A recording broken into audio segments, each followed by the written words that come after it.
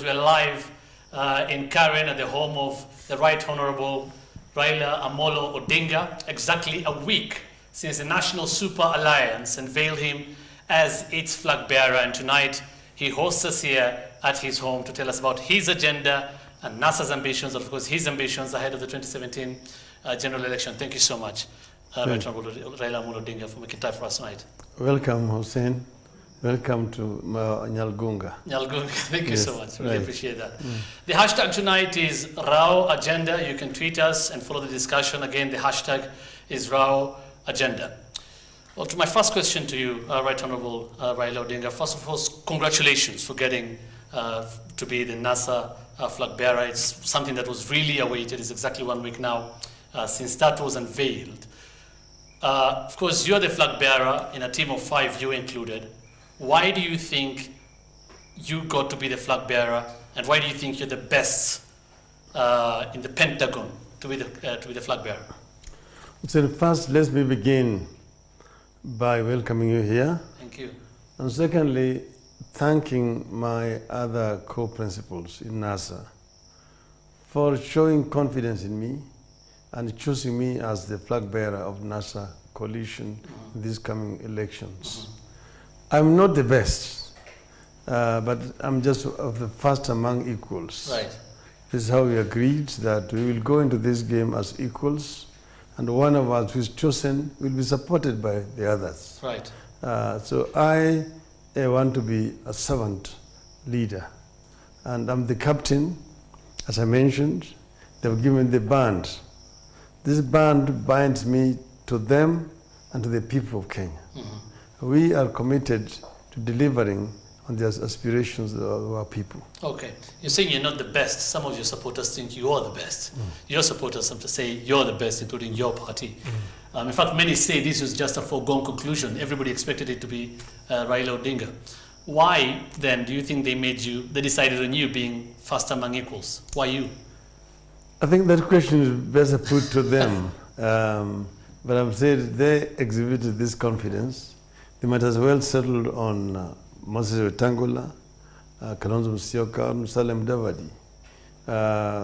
Somebody had to carry the flag. We could even have tossed a coin and agreed that it is so and so. I don't think the stakes was too high, but the most important thing was that we were committed, because we said we cannot afford to disappoint the people of Kenya once again. Okay. As you know, we were together with Kalonzo Musyoka in 2013. Right. And we know that we won. And as you know, in our game that we love so much, soccer, you don't substitute a winning team. Okay, because that was my next question. You've heard what critics are already saying. This is the same ticket. Raila and Kalonzo, you're saying you won, but as records will have it, you lost the 2013 election. So what makes you think you're going to win this one? Of course, I don't want to go into that history. The Supreme Court now regrets that they missed that ruling. But the thing is that it is not the same ticket, Raila or Kalonzo versus Uhuru and Ruto. Because, then it was not a two-horse race. This is the first time that we are having a two-horse race since the return of multi-party politics in the country. Why would you say that? In 2002, there was Kibaki, Uhuru, and Nyachai. In 2007, there was myself, Kibaki, and Kalonzo. In 2013, there was me, us, and Uhuru and Musalia Mudavadi. Now the third candidate is now with us in NASA. He joined us. And remember, that third candidate, which gave Jubilee 50+1 that they wanted. Plus, actually, Musalia Mudavadi got about 500, if I'm not wrong, just less than 500,000 votes. Yes. So mathematically, going by the results of 2013, even if those votes were to be added onto your votes and Kalonzo's, it still wouldn't have changed much. No, you remember, it was only 7,000 votes that made the difference between us and Uhuru. Yes. So if you had the 500,000 on our side, then you'd have had about 5.8 something. So Uhuru had 6 million already. Saying there would have been a runoff because they didn't get the 50+1 which is required. And they got that because Mudavadi was running on the other side. So the Mudavadi is now with us.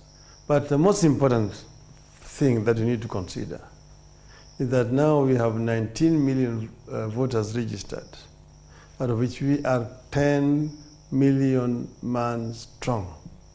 10 million votes are for NASA. Well, based on what? Over the registration? Based on registration, yes.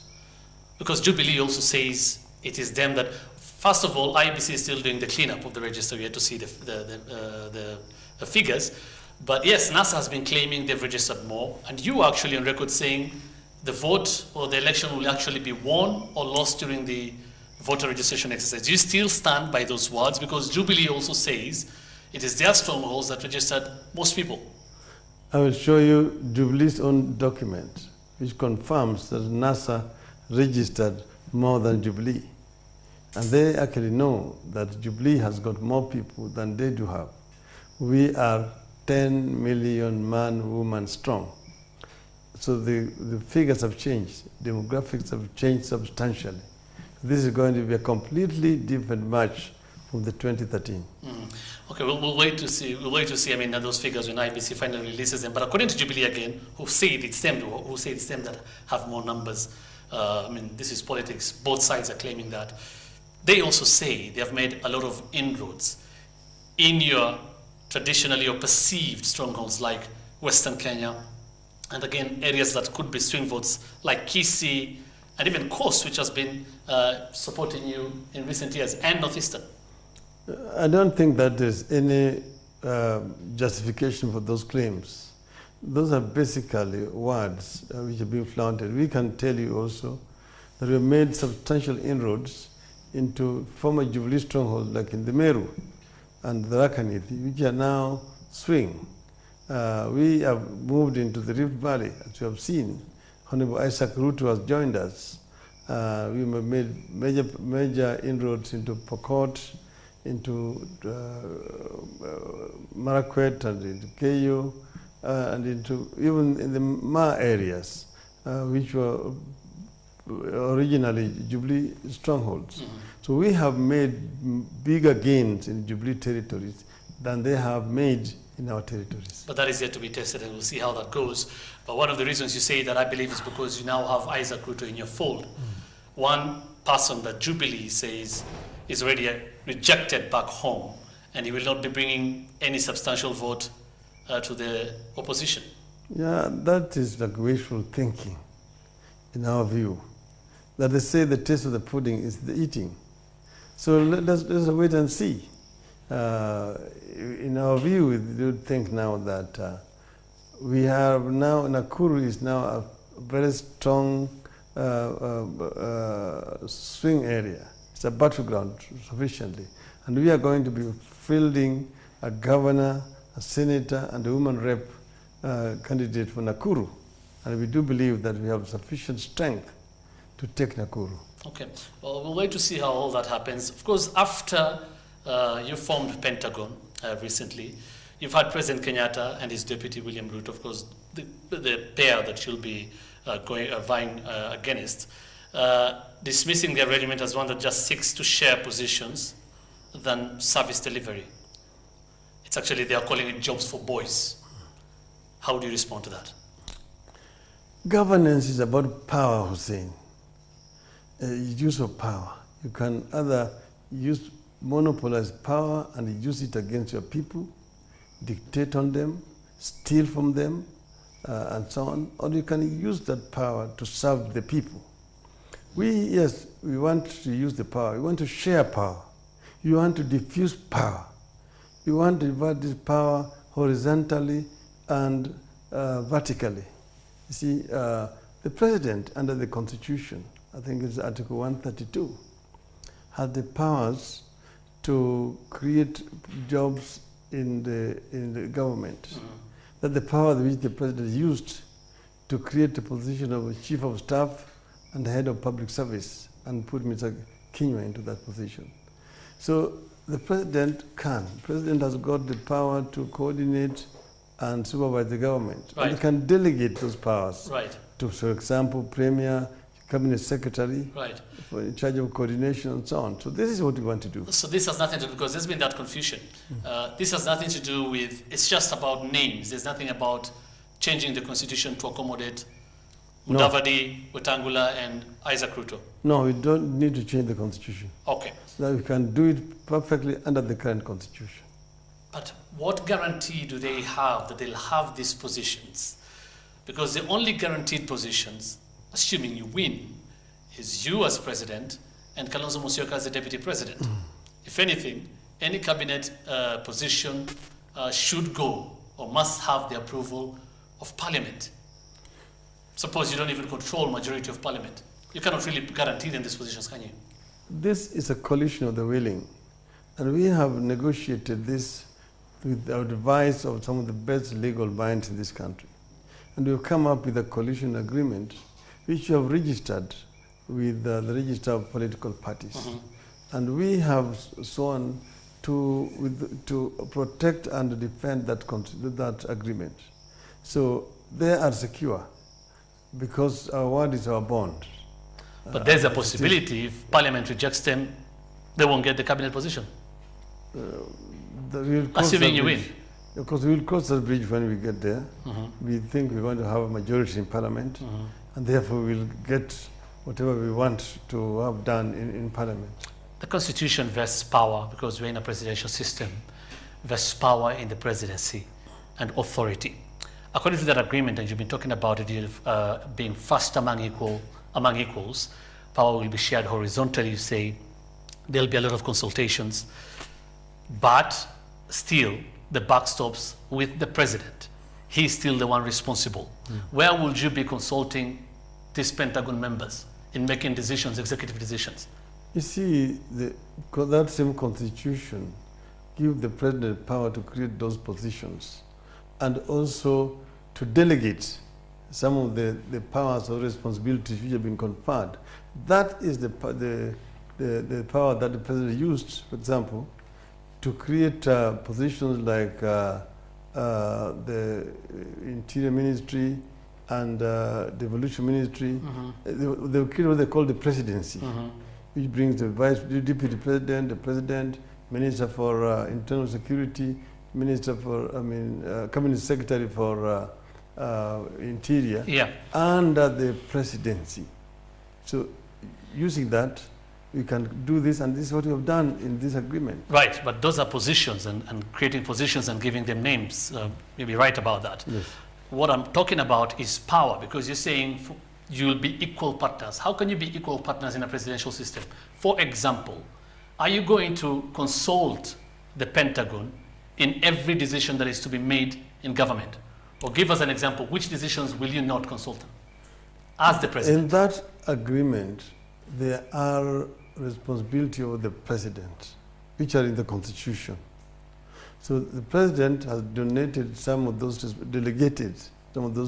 responsibilities to the cabinet secretary, premier cabinet secretary, in charge of coordination of government affairs, the deputy cabinet premier, in charge of economic affairs, and the other one in charge of devolution and so on. So those have been delegated in that agreement. Right. But the president still has the overall responsibility under the Constitution. So that remains with the president. Yes. For the Pentagon members who will be ministers, then the power they will have in making decisions or executive authority is as with their ministries. Exactly. As cabinet secretaries. Exactly. But still the power rests with the presidents. Yes. Okay. Let's talk about this memorandum of understanding. First, you said you will be the biblical Joshua that will take NASA, Kenya to Canaan. If you could elaborate that, what did you mean when you say that? I meant exactly that, and that is in the Bible itself. That the Israelites struggled for a long time wandering in the desert when they left Egypt and so on. And when Moses was dying, he handed over then the responsibility to Joshua.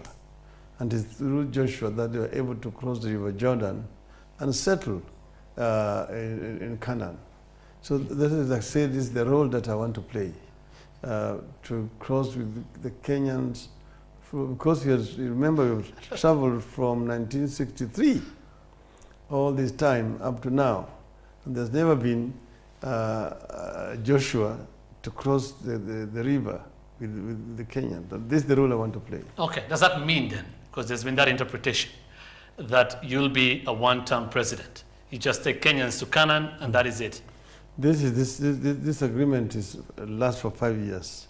And I've said I will just, after that, my work will have ended. So it's one term? Because your deputy, your running mate has already talked about that. It will be a one-term presidency. Yes. It will be one term. Presidency, yes. Okay. We have seen, of course, MOUs being disregarded before. You've been in politics for long in Kenya to know that. What makes this one binding? What makes this different? You see, the MOU, this one has been made public. Remember, the other ones were never made public. And secondly, there was no commitment at that time to not to honor the agreement. The agreement, yeah. At that time, we were also sympathetic to Honorable Mwai Kibaki, because as you remember, he had suffered an accident which, to a certain extent, undermined his capacity for a long time. Mm-hmm. And the other people who were around the presidency took advantage of that situation, and therefore, for example, refused to deliver on what was provided for in the MOU. So I said Kibaki Tosha then. Mm-hmm. I mean, I've been betrayed, but that is also part of the politics. You move on all the times. We want to play politics of principle. Okay. But this agreement, as it says very clearly, it's under NASA, the National Super Alliance. I mean, assuming you win, what stops you from joining? And we know how fluid Kenyan politics is. Rarely do we see one coalition going through to another election or two other elections. So assuming you win, because this agreement is under the National Super Alliance, what stops you from joining another party, and therefore this will not be binding to you or any other coalition? You know, we don't want to anticipate the disagreements under this agreement. Everything we have done in good faith, and trust is the most important thing. Any agreement can be breached, as you know, depending on the circumstances. Any member of the party can walk out of this agreement. It says that if 3 members walk out, then there is no coalition. So what if that happens? But if the 2 members walk out, yeah, then the coalition still remains intact. Okay. There was an MOU between you and Kalonzo Musyoka before. I did an interview with you towards the end of last year. You said very well then, because Kalonzo Musyoka supporters were saying it's time you left it for Kalonzo Musyoka to be the flag bearer. You said very well then, that MOU does not hold because it never came to pass that you will be the president, but you became president in 2013. So what if a similar scenario happens in this election, 2017? Yeah, then the same situation will obtain. So the deal will not hold. I mean, I am supposed to be a Joshua. I will not have been a Joshua because we will not have crossed the Jordan. I see. Okay. So whether it's now or 5 years from now, you'll still have to be that Joshua. No, I've just said that it will not hold. I'm not saying that I'm going to run again, but I just said that agreement will have been frustrated by circumstances. If you don't win. That is the situation that obtained, that I was supposed to hand over to Kalonzo Musyoka after 5 years of running a government. Yes. We did not run the government for 5 years. So I had nothing to hand over. Yes. Okay? But this time we're going to form a government. So we'll have something to hand over. And if it doesn't happen, the same will obtain. Why don't you move to another subject, Hussein? No, it's just boring, please. I'll move to another subject, but I mean, just for clarity. I've already explained it. Okay. Yeah. Then finally on this matter, is this then, or will this be, because people have talked about this, including George Haladwa, saying this is your last bullet. You've talked about it before. You've had many people talking about that. Will this be your last stab at the presidency?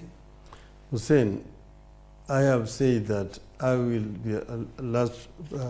This is I will be Joshua that will cross with the Kenyans to Canaan. Okay, so why don't you move to another subject? It's becoming dull. Okay, we'll see how that goes. Let's quickly now talk about the party primaries that were marred by claims of rigging and voter malpractice across the board. This is actually not ODM only. We saw this happening in all other political parties. There are a lot of problems. But you're the party leader in ODM, specifically in your party. First, do you think the process was free and fair in your party? I think we did pretty well compared to last time as a party.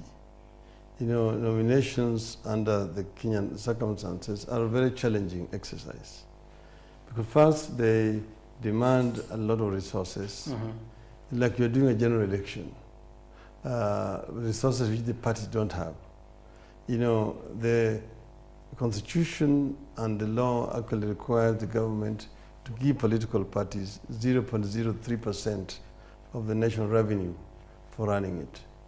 This government has refused to give political parties that fund. As we are talking right now, the government owes ODM 4.5 billion shillings. This they're doing deliberately because they don't want political parties to function effectively. Now, given the limited resources that the parties have, of course, I think they did well. And in any kind of contest, there will be winners and losers. There will be those also who feel that they have lost unfairly. And avenues are available for dispute resolution. But I would also want to point out that the law that the Jubilee government imposed on us, abusing what they call this tyranny of numbers, because they feared that there would be defections from the Jubilee following the nominations or acrimony, has actually imposed a lot of limitations and restrictions. It has given the IEBC and the registered political parties a lot of powers to micromanage affairs of political parties. You would have wanted, am I to assume you would have wanted people to be able to party hope, that window to be given? You see, the thing is, political parties are voluntary organizations. They should be allowed to do their affairs as they like. You see, you find under the Societies Act, you have clubs like Current Club, Nairobi Club, Taiga, and so on.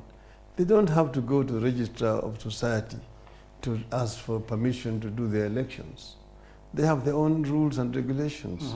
So, but now here, for example, we wanted to do nominations early as January, so that we could be able to resolve disputes. For example, repeat where the exercise was not done properly. But the IBC stopped us from doing it. They insisted that they must gazette all candidates before any party could do any nominations. And they set also the period under which the parties could do their nominations. And also the period within which the dispute should be adjudicated. So the time was very short. So where there were, for example, complaints, there was no time to do a repeat. So what happens there? Because some have been very angry with the party. I'll look at a few examples. For example, in Kisumu, for instance, 300,000 votes being counted in the governor's race. Women's rep counted 4 hours after polls closed, yet voting was going on in some areas. Again, what we saw in Busia, Otwoma and Ojamong, ultimately Otwoma felt the party was not listening to his grievances, and he decided to vie as an independent. First, I don't know what you thought about that, because several times we heard Otwoma talk about the problems in the party and hoping you will intervene? You see, in Busia, when we saw the complaints, the elections board first suspended those results. And after the investigations, decided that they were only complaining about 2 constituencies out of 7. These were in Teso. And the election board decided to order a repeat of the 2 elections in Teso. Honorable Tuma refused. At first he demanded that they should repeat the entire county. When the board then said, yes, we repeat the entire county, then he said it was too expensive for him. He didn't want that at all. Now, the other claims he made was that people overvoted in Teso, that those who voted were more than those who were registered. Yes. In Teso South, where he was complaining, it's 44,000 people voted. There's a total of 67,000 people who are registered. In Teso North, there are 55,000 registered voters and just 30 voted. So we said, repeat. And he refused. He decided. Well, from the figures he was talking about on IEBC, the last figures in 2016, the registered voters then, I think 2013 as well, were about 41,000. Yeah, it didn't go to 45,000. No, it dropped to 44,000. Exactly, 44 voted. So how, that would mean everybody voted in that constituency. And that's why we nullified. The people who are registered are 67,000. Now, and he said there are more, but in his own constituency of Samia, the turnout was 77%. In Teso, where he was talking about, the turnout was 72%. So both didn't make sense? So both didn't make sense. So I'm just saying there's injustice I mean, both ways. Okay. I mean, so it was not just in Teso where people voted. Also in its own Funyula constituency, people overvoted. Okay, what about Kisumu? What happens in Kisumu? In Kisumu, there was, of course, there was, first you remember that there was a county elections board which was overseeing the elections. Then some people went to court and appealed that that election board was biased in favor of one group. On Friday, that on the eve of elections, the court made a ruling and dissolved that board. Elections were due on Monday. The board was getting to know about this dissolution on Saturday, that that election board had been dissolved. So the board had to now quickly put in place a new team. This new team did not have sufficient time to go around and then talk to the returning officers who have been appointed for different constituencies. This is, you can also say, is partly responsible for what happened in Kisumu nominations to county.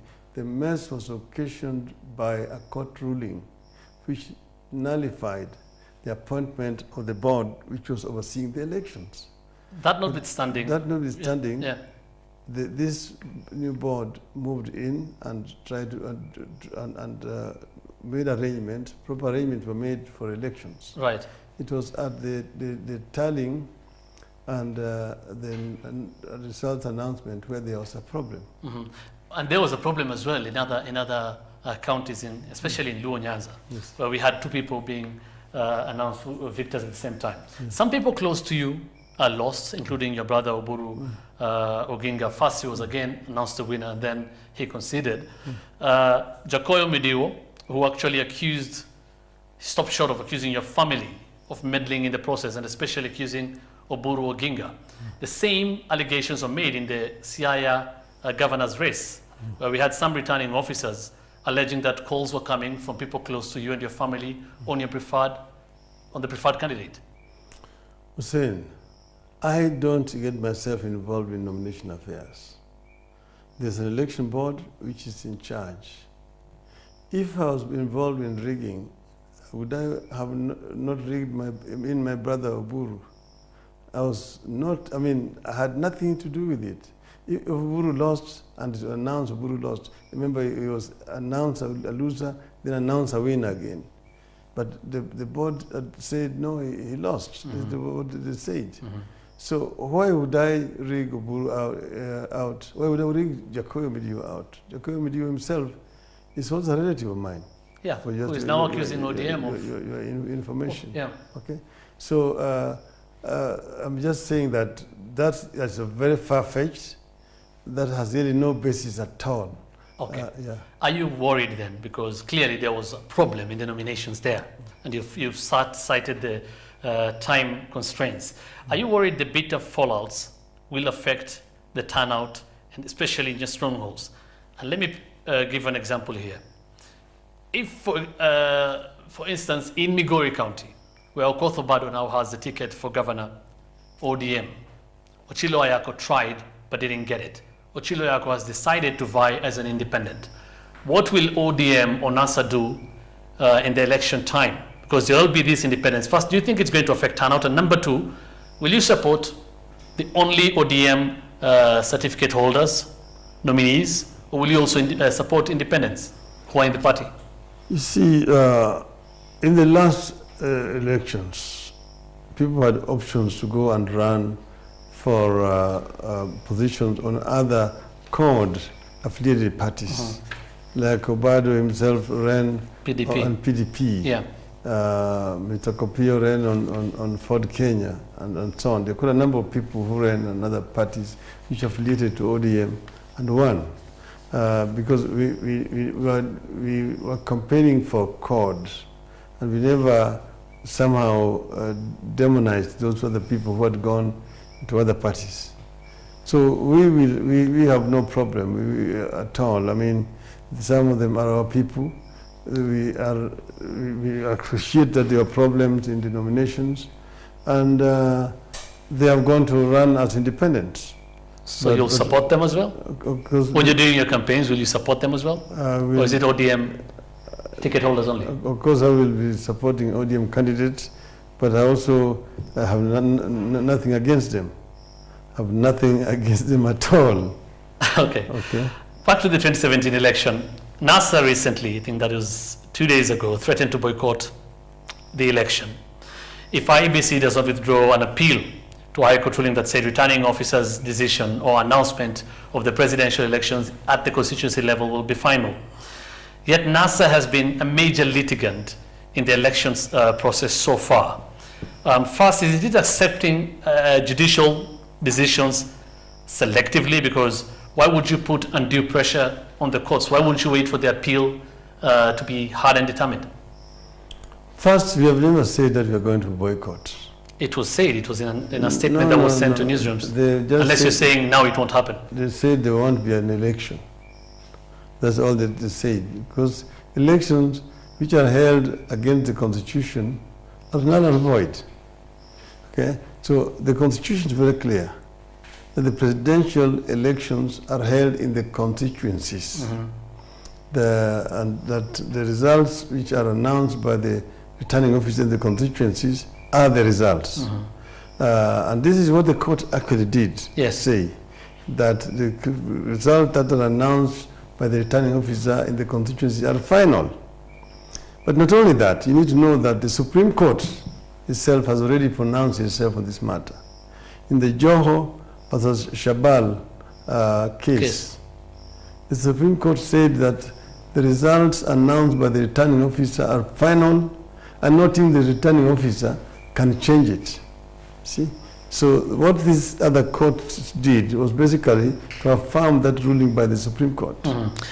So if now the IBC went ahead to appeal and then came up, with something that is different from that, it will be actually violating the Constitution. But they've gone to court. And as you know, that the law which is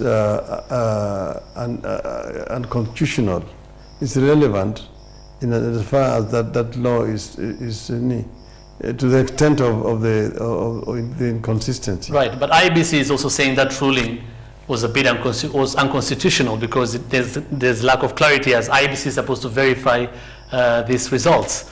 The IBC is already in court The appeal is already in court. Are you saying it doesn't matter what the appeals court will decide? It doesn't matter because the Supreme Court, which is a higher court than the appeals court, has already made a ruling on this matter. But the substantive matter is at the appeals court right now. I'm saying, but the IBC need to have read, their lawyers should have advised them that they are engaging in an exercise in futility. Because already there's a constitution and there's a ruling by the Supreme Court on that matter. So if, because it is a matter that NASA has been very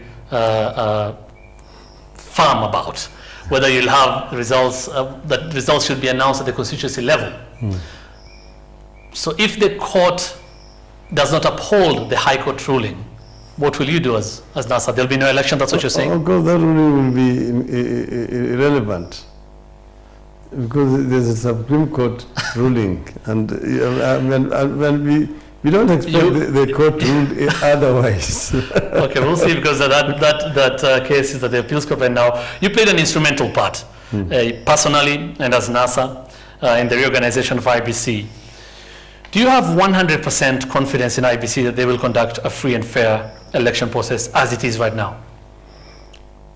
They say the taste of the pudding is in the eating. But you see, we have ourselves expressed concerns about the level of preparedness of the IBC, because they keep on making pronouncements that they are ready, and so on. But the IBC ought to keep players, actors, constantly engaged and informed. There's need for transparency in everything that they are doing, so that you don't have to be shopping for that information. You see, if you talk in terms of the ICT infrastructure acquisition, they are now saying that they have already acquired the software and the hardware. Yeah. When the software and hardware came, there's a technical committee which was set up. They should have been engaged in receiving them, and then when they're doing the testing, these representatives should be available to witness the testing, so that you know that those equipment are actually going to work. The other one is this issue of acquisition of ballot papers. You know, we went to court, and there has been a court ruling on this matter, and again right now they have trying to go to tender without disclosing clearly the specifications that they're using in these other matters. Okay. Then there's the issue of appointment of officers. You see, in civil society these days, the returning officers are not just handpicked by IBC and prospered to other places. This is something that should be done in terms of balloting. So random, so that people are not just handpicked to go to this region, to go to this region. In another, you can actually handpick returning officers who are biased and take them to a particular region for the purposes of doing the facilitating rigging. So with those concerns that you've raised, am I to assume that you're not 100% confident that they'll hold a free and fair election? Yeah, I'm just saying that they are too economical with the facts and information, that they need to be more transparent. And then they still have officers whose conduct in the last elections still leave a lot to be desired. And they are the same officers who are still manning the same positions that they did in the last elections. Meaning, the Right Honorable Raila Odinga, you're going into this election still with concerns about the referee? We have actually raised these issues with the IBC itself. Yes. In our meetings. And they told us they are going to be more transparent, they're going to get involved. Like right now, the auditing of the register is going on. Yes. They had told us that they are going to involve stakeholders in this auditing. Now, this is, I think, the third week that the exercise is going on. The exercise is going on, and we have not been involved. Okay. So I'm to assuming you're not 100% confident still with IBC then? Yeah, okay. You have said before that you will ensure, and you have ensured, that you've put all mechanisms to ensure there will be no rigging in the 2017 election. You actually went ahead to tell your supporters, I will never come back to you and say my votes have been stolen.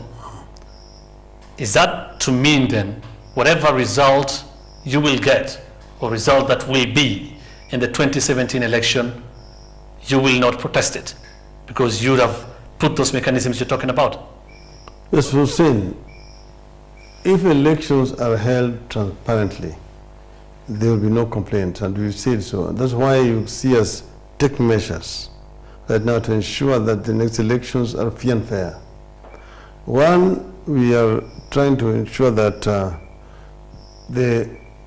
we'll have agents at all polling stations in the country, and that we hope that they are going to be allowed to participate in those elections without being interfered with by security forces.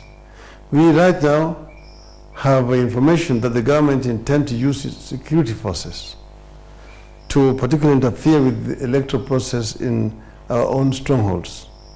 And this is a case where we are actually giving warning to the government that that will not be tolerated. The overuse of security forces. This information you're getting from? We have written information. We are going to make it public shortly. That shows.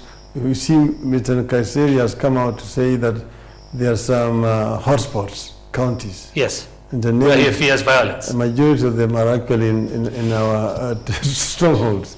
That's basically is supposed to be a pretext for over-deployment of security forces on the polling day. You remember in the coast last time, they misused the security forces in some polling stations in Kwale, in Kilifi, and so on, under the pretext of MRI. They sent police officers to throw tear gas at polling stations and disperse the people. Why? Because they knew that most of those people were going to vote for CORD areas. So that is the other one. The other one, we are talking about parallel tallying. And you've seen them very jittery about it. You agreed that you'll not announce. You'll do parallel tallying, but no announcement. No announcement, but we'll do parallel tallying because the law now says that the results announced at the polling station are final. And secondly, the ones announced after tallying at the constituency are also final. So, and we will be tallying them as the IBC is also tallying parallelly, so that we will be able to come out with the clear results. So if they don't match? If they don't match, then one must be wrong, definitely. But we are going to put up a that system. That could be either, isn't it? Including yours could be the problem. No. Why not yours? After all, these are your agents getting figures for an election that NASA is involved. Well, I mean, there's no way they would not want NASA to win, isn't it? No. What happens is that once the results have been counted at a polling station, then that from the C34 or whatever it is completed, and then it is countersigned by the agent of political parties. That same form is scanned by agent of parties and then transmitted to the tallying center. So it's its original form. And they cannot be otherwise. But you see, what happened last time, the forms coming to Bomas of Kenya were very different from the ones which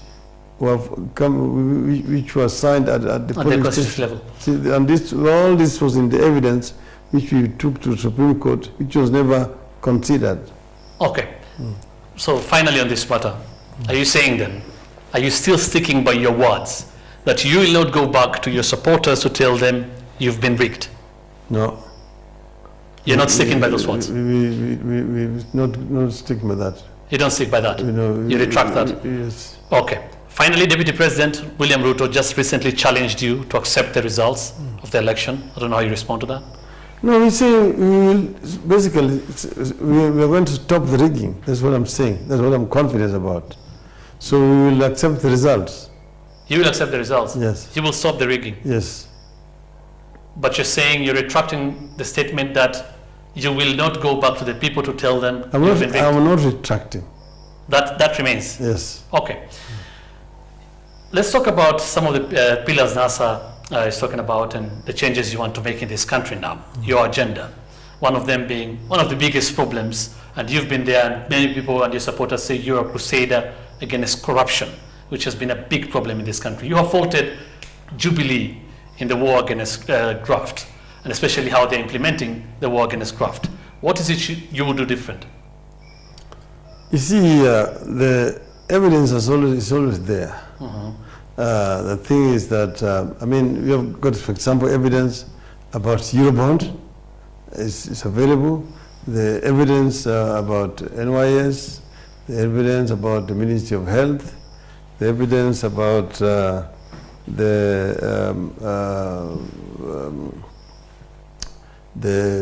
Ministry of, how do you call it, the SGR and so on. So the evidence is always available, but there is no prosecution. So what we are going to do ourselves, we are going to ensure that where there is sufficient evidence, that there is conviction.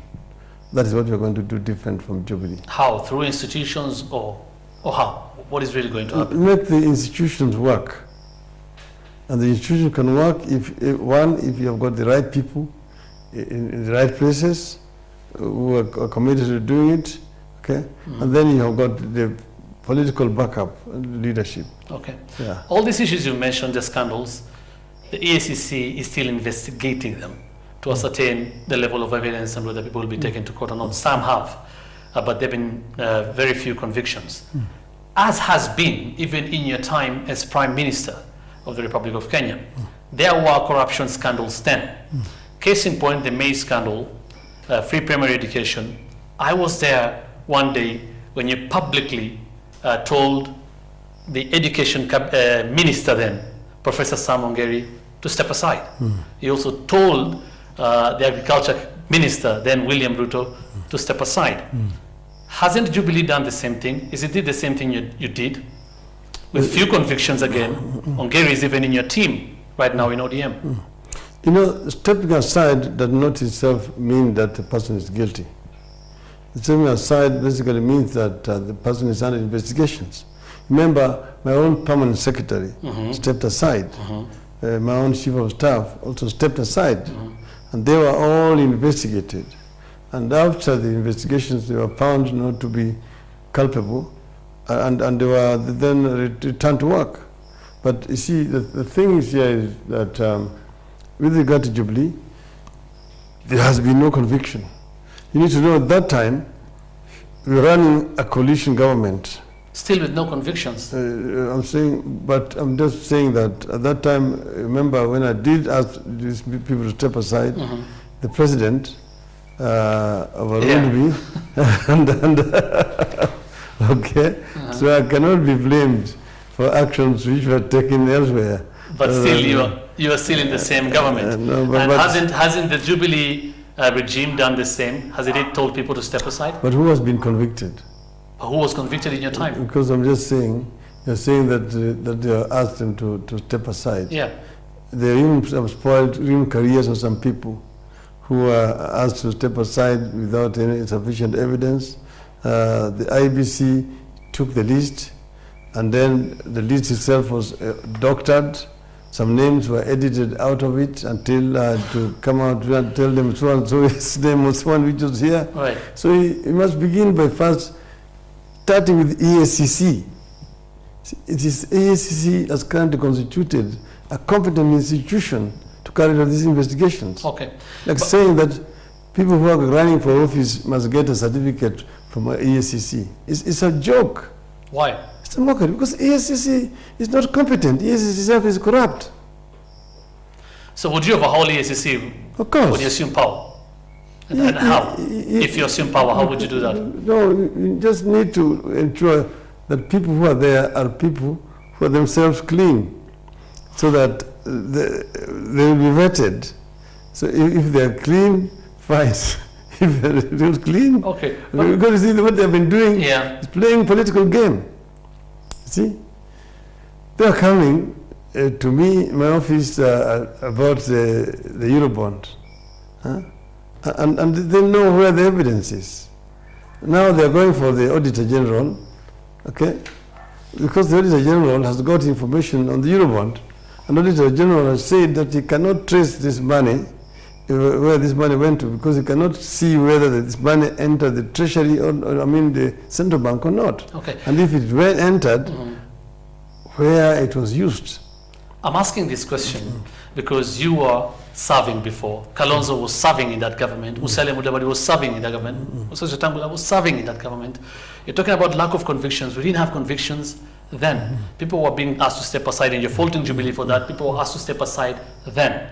Again, during this term, since 2013 when Jubilee took power, no single law has been passed by the opposition in Parliament in getting a creative way or another way, an alternative way to fight graft. No single law has even been initiated by the opposition. Doesn't that speak something about your commitment? No. Our people have tried, but in Parliament there is what you call the tyranny of numbers. They say you better try and fail, and people see. The other people, they have been fond of talking about these people in government. When we were in government, William Ruto was minister for agriculture and the minister for higher education. He forgets that. Uhuru Kenyatta was minister for trade and then minister for finance for all that period of time. So it talks as if he was not part of the Grand Coalition government.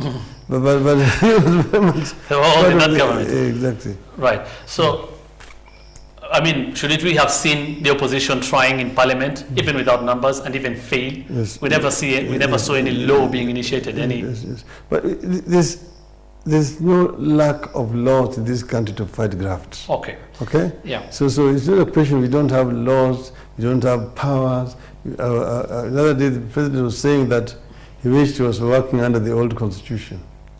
But under that old constitution, when graft was very high. It is not lack of institutions, it's not lack of laws, it's lack of commitment from the leadership. That's the reason why we have this graft.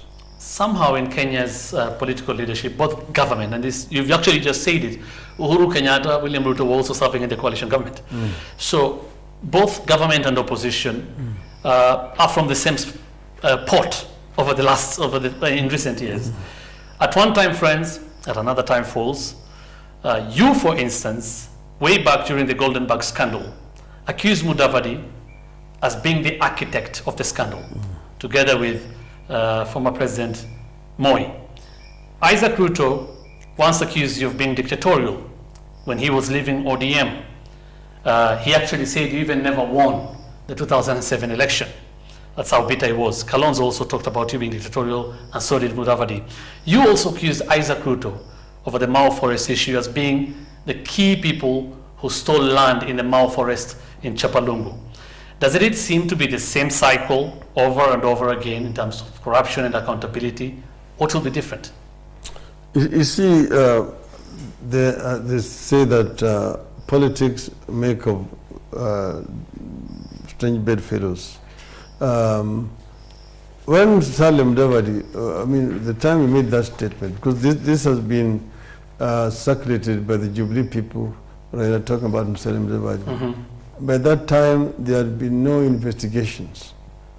Since that time, investigations were carried out, and Mudavadi was exonerated by those investigations. So, but you say with so much conviction that you know he was the one behind all this. Because there had been no investigation carried out. The investigations have exonerated him. Okay? So now, if, for example, Nelson Mandela were to hold grudge, he would never have worked with de Klerk to form a government. Okay? But Nelson Mandela said that the time had come to negotiate with the Boers in order to unite South Africa and come up with a rainbow nation and create a new society in South Africa. So politics requires compromise. I was detained by President Moi for a total of 9 years without trial. So you don't think it makes it? And I worked with Moi. Okay, so if I could work with Moi, why could I not? So with all those examples I've given, there are some who think it just makes a joke of Kenyan politics, and no leader is actually really interested in accountability and fighting graft. It's not just in Kenya, in all of the world, there's sometimes need for compromises so that the society can move on. I think the great Italian politician, Palmiro Togliatti, he was the leader of the Italian Communist Party. At one time, the Italian politics was so polarized, and eventually the left and with the extreme right and formed a coalition, and they called it compromiso histórico, historical compromise. That's how we bring these things together. Okay. So sometimes there is need for a country to unite for the common good of the people. And this is what is bringing the Kenyan people together right now, because Kenya is in a crisis. Okay, some still have reservations about that and whether it makes a joke of Kenyan politics or not, but let's move on. What do you think ails the Kenyan economy right now, the high cost of living that everybody is complaining about? And what will you do about it? What will the NASA government do differently? If you win, for example, the first 100 days in office, or whatever time you'd want to give immediate measures, what would you do about the economy? Which 3 critical areas would you say you'll do something about, or you pump money in, and how would you reform it? First, we talk of the first 90 days. 90 days. Not 100 days. Okay. That's 3 months. Yes, that's 3 months. Okay.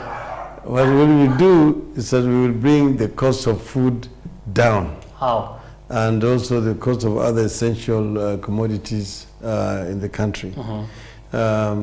Secondly, how will you do that? How will you do that? Because right now the cost of food is high, inflation is almost 12%. Yes. And we've seen the Jubilee government talk about drought. Of course, we've all seen there's been a problem with drought, but you also faulted the Jubilee government because of their policies, and that is why we are here. So how would you do it differently? You see, the type of food, for example, is maize and wheat and so on. You must do some subsidy as a government in the short run, and then address the issues of production, so that it will lower the cost of production of essential foods in the mid-term and long term.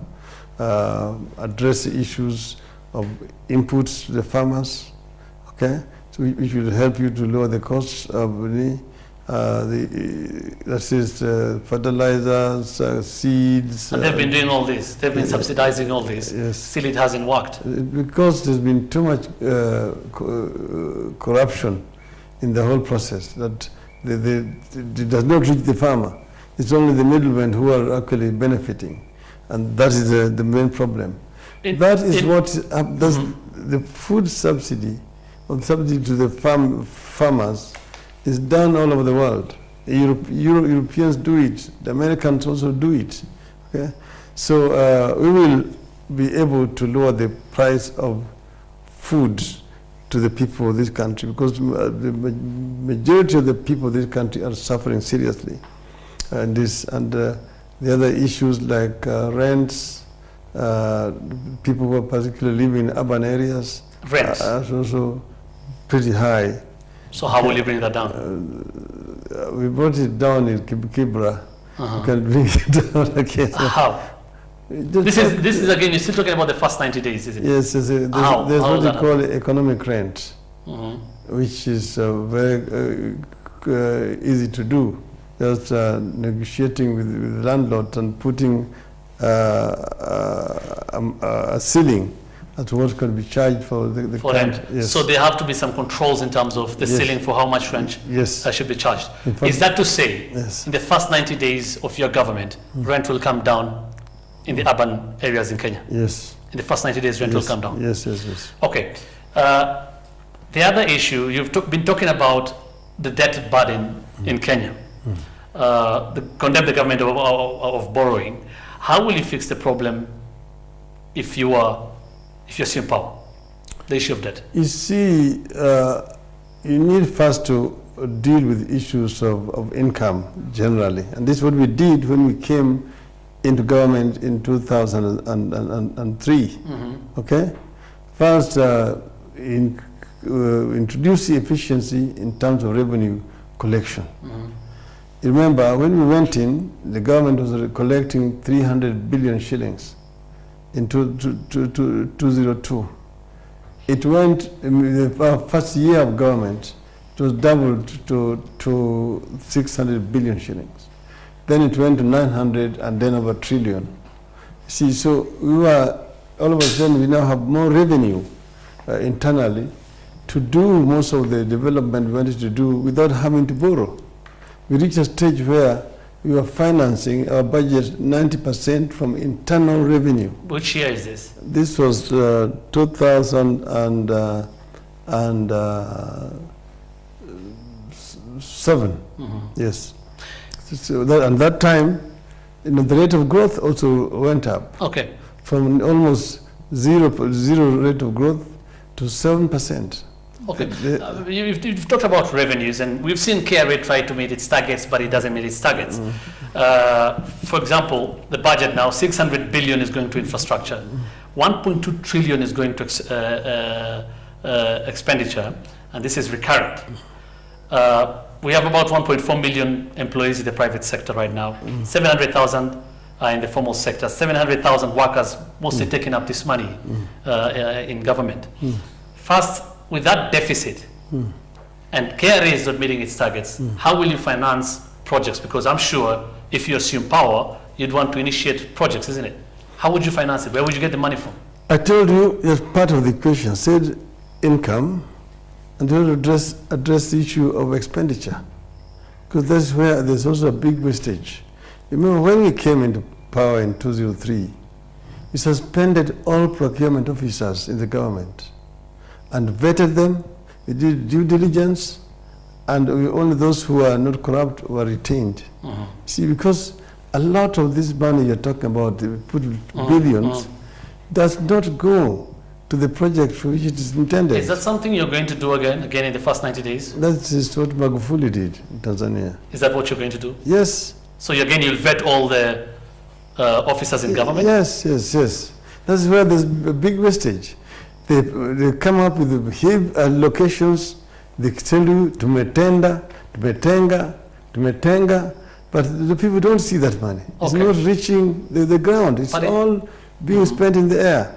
So there's better ways of doing things. There's money around here. If it's properly managed, you get sufficient revenue. You don't have to overtax the population. You won't tax, you won't raise the tax. Don't raise the tax, just collect it more efficiently. But can that really work? Ensure that everybody pays the tax. But can that really work? Because we've seen you serve in government, in the coalition government. From 2008 to 2013, the debt rose from 850 billion to 1.8 trillion. This is according to the central bank data. For the Jubilee government from 2013 to 2016, the rose rose from 1.8 trillion to 3.8 trillion. So still, you are also borrowing. Are you saying you're not going to borrow, or how much are you going to borrow? No, you see, you just look at the ratio, debt at the GDP ratio. Well, by the time we were coming out, it was 39%. It is now over 50%. See, so what you have here is an increase that has never been experienced in this country from independence up to now. See, they're saying they're borrowing for infrastructure development. Nobody would begrudge them that. But at what cost? How high are the costs of doing this infrastructure? Heavily inflated. See? So instead of just spending so much for doing SGR, you could have done several other SGRs. Okay? So when they're telling you the amount of money they've allocated for roads, they're doing the roads now at how much? About 200 million shillings per kilometer. When I went to the Ministry of Roads in 2003, I found the cost of constructing a tarmac road at 50 million shillings per kilometer. I reduced it to 25 million shillings, more than 50%. Still, and then we came up with a wider gauge road and better quality. Okay. So at what level are you going to borrow? Are you saying you're not going to borrow? No, we are going to borrow. You obviously need to responsibly, but what we can service. You see, at the moment, a very huge percentage of our revenue is just going to debt servicing. Very little left for development. So then what are they doing? They're now borrowing to pay the debt.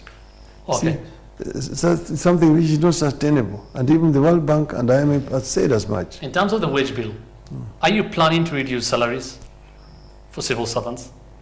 No, I mean, you don't have to reduce salary for civil servants. You just want to ensure that this economy is expanding, so that that ratio of salary to the money, or what we call development versus recurrent, is not so skewed the way it is at the moment. Because right now, a huge percentage of the revenue is just going for consumption. But because you're not, the economy is not expanding as fast. Okay, so if you ensure that you retain these salaries as it is, don't have salary increases for a certain period of time. In the end, the economy is going to grow, and this percentage is going to become smaller and smaller. Okay. Finally, on the issue, another key pillar in NASA, in your manifesto, is about national cohesion. You've been faulting the Jubilee government for negative ethnicity, and especially in how they have been doing the appointments, even in the civil service. An audit by the National Cohesion and Integration Commission, this is in 2011. You were in the coalition government.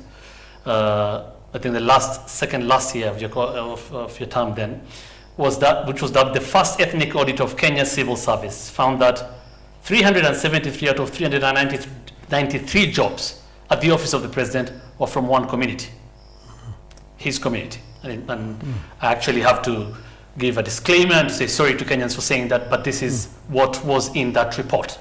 The president then was Mwai Kibaki. It may have happened during his time or not, or before. You, Prime Minister Raila Odinga, it was also said then, majority of the staff in your office belong to your community. Yet this was a new office, the Prime Minister's office. That is a blatant lie.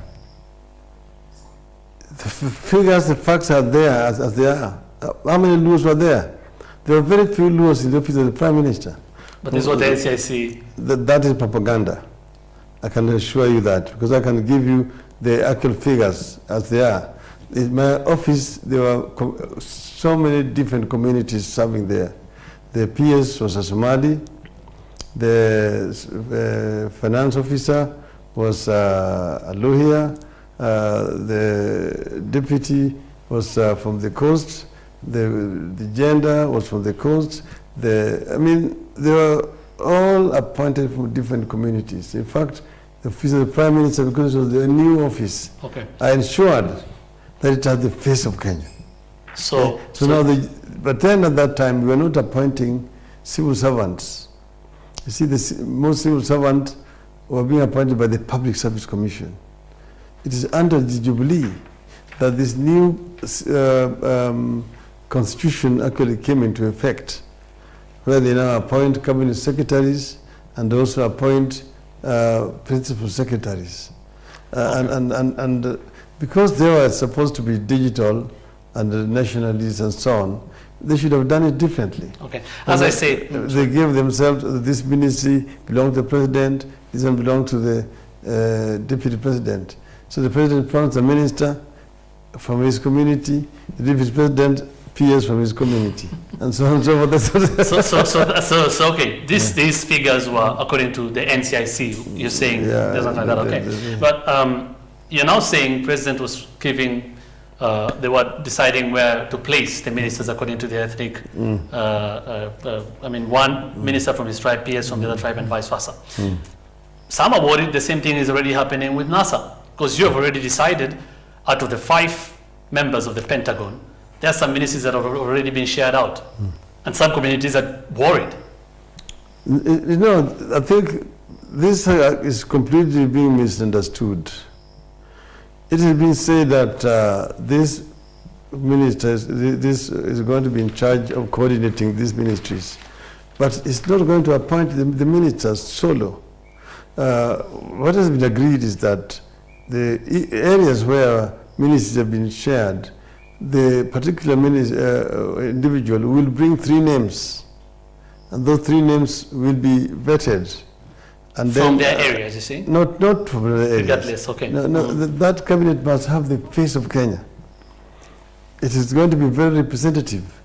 It's not that I, for example, don't represent the Luo, neither does the Kalonzo represent the Kamba. As you know that my political base is in Nairobi, where you're sitting is my constituency. Okay? So every community will get their fair share, okay, in that government. But we're also going to look at meritocracy at the same time. If you say you're talking about merit, even an El Molo has a merit. And this is what they came up with in Malaysia, a multi-ethnic society. That you come up with a quota and say this quota is for the Maasai. But you still have your stronghold, isn't it? Yes. There's still a place where you know you're going to get your votes from, even as Pentagon. You have your stronghold as Pentagon, isn't it? But the thing is that it doesn't matter whether somebody has voted for you or has not voted for you, the people. They are Kenyans, they pay taxes. For example, it was very responsible of the president to go to Likoni, to Waitiki, and tell them that you guys did not vote for us in the last elections. Therefore, I'm not going to write off the loan. You have to pay because you did not vote for us. Those people pay taxes because at the same time he's refusing to do it to the people of Waitiki. He's writing off the loan to the coffee farmers in his backyard or tea farmers and so on. It does not do it for the sugarcane farmers down there. It does not do it for the pastoralists and so on and so forth. So we are saying that these are all Kenyans. They all pay taxes whether they voted for you, they did not vote for you. So in our government, in areas which will not vote for us, will not suffer because they did not vote for us. They are Kenyans, and I just want to say we are not going to slow development in any particular region of this country because they are pro-Jubilee, they are anti-NASA. Will you change the constitution finally? We've already had, I mean, there was the Okoa Kenya referendum drive, and we've had already your running mate, Kalonzo Musyoka, saying within 180 days, if you assume power, you will change the constitution. Will that happen? Well, we've said this, as we all are, we are all believers in the original Burma's constitution, okay, which was changed by the Cliffy draft, and that's the reason why we opposed it. Although you were in that process, we opposed it in the referendum. The Naivasha draft was basically a mongrel that was crafted in order to reach some agreements with the anti-reform forces. So it is not really the ideal constitution that the Kenyans wanted. So you will change then after 180 days you'll begin? It is not us, it is the Kenyans who can change or can refuse it. Are you going to push this drive? That's the question. We will ask the Kenyans, just like remember Mr. Cameron asked Britons whether they wanted to exit or not, and they said yes. So we're not going to impose anything on Kenyan people. Okay, in the Okoa Kenya drive, the signatures you got was about 1.6 billion. That is what court said. Then it was court. Yes. IBC said it's about 800 and something thousand, if I'm not wrong, just slightly under 900,000. So you're now going into, because I mean, you're going into and you've said it very, very clearly right now, that your government will be for all the people, regardless of who voted for you or who did not vote for you. Okoa Kenya was about supporters of CORD, about 1 million or 1.6, if you say, but IBC say those figures. Are you saying you're still going to push on this drive based on your supporters numbering about 1 million and what they wanted, yet you'll be the president of 40 million Kenyans? What if they don't want the constitution changed? That's fine. I mean, that's the democratic right. You know, if you go to Europe, in France, in Italy, in Germany, they're doing referendum almost every year or every other year. So it's not a big issue. So you're going to start the process all over again, and you're going to find out whether once Kenyans want to change it or not. Yes. This is in 180 days. We've not said exactly 180 days. We said that's what your running mate said, yeah. We'll revisit it. You'll revisit it? Yeah. Okay, finally. Before finally, yeah. You asked me 90 days. Yes, if you have any other. The issue of devolution. In that period, we will also devolve more funds to the devolved units of the country. What percentage will you? We talked of between 40 to 45%. 45%? Yes. This is within the first 90 days? Yes. Okay. Finally, Right Honorable Odinga, how would want to know, Kenyans would want to know, we saw the video recently, how is your daughter Rosemary Odinga faring? First, I want to thank Kenyans for the show of sympathy and love that they've shown since Rosemary fell abruptly ill here in Nairobi. And I can report that Rosemary is done very well. She was taken to hospital in Johannesburg. She spent 2 weeks in the hospital and then she was discharged. She went to a rehab home where she spent another 2 months. She's been discharged from that. She's now in an apartment. And she's doing well. She's showing that video which she recorded.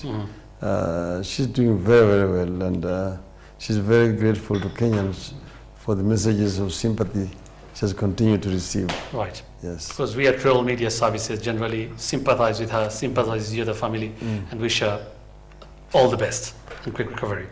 Thank you, thank you. Your final comments now. I first want to thank Kenyans for this exercise which has been concluded to the nomination of the political parties. Secondly, I also want to assure Kenyans that we as NASA are ready to take Kenya to a next level. And I want to appeal for the support in these coming elections. We also want to urge our competitors, the Jubilee, to play fair. We assure them that we ourselves are going to play very fair, and we are urging our supporters to be peaceful during this period of electioneering. We want to show that Kenya can mature like other African countries have done, Nigeria, Ghana, lately even the Gambia. So we would like the Jubilee not to play like the other African countries, which I can say do not want to transition to proper democratic governance, where the government can be changed through the ballot rather than the bullet. So we as NASA are committed to a peaceful process. And we, if we lose fairly, we will concede defeat and we will congratulate the winner, in this case Jubilee. But we also want them to be prepared to congratulate us as we are going to defeat them. To congratulate us and let Kenya move on. Right. Okay. Thank you so much. That is the Right Honorable Raila Odinga, NASA's flag bearer. We thank you again for making time for us and for hosting us in your Nyalgunga, as you put it. Thank you so much for making time for us tonight. That's all we have for you. Of course, there's a lot more questions to be asked, and we're hoping, of course, there's a busy campaign period. NASA will begin, and him as the flag bearer will begin right now. But obviously, we could not tackle every issue. But thank you so much once again, and thank you for watching. I'm Hussein Mohammed. Have a good night.